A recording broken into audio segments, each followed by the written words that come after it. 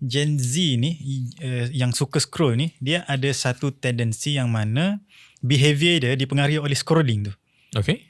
Dia suka, dia baca, ataupun dia tak suka, dia akan scroll. Okay. So dia ada control nak milih aku suka tak suka. Mana kata dalam communication, kalau benda dia suka dia akan dengar, kalau dia tak suka dia shut down terus. So walaupun depan dia boleh lost dan dia buat kerja lain. Bagi kita badak Dia tak ada intro, tak ada outro. Sebab dia behavior dia terbiasa. Okay. Second behavior adalah chatting dan juga komen. Saya bukan nak cakap dia tak ada interaksi. Dia ada interaksi tapi majoriti berlaku secara online.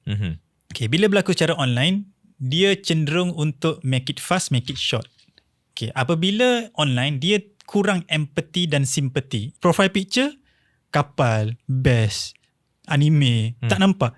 Nama pun nama samaran. So bila kita nak lontarkan pandangan, dia tak ada empathy, tak ada simpati, tak ada pertimbangan. So dia lontar je. Dan terbiasa dengan benda tu. Dan itulah set value komunikasi dia dibawa ke alam fizikal.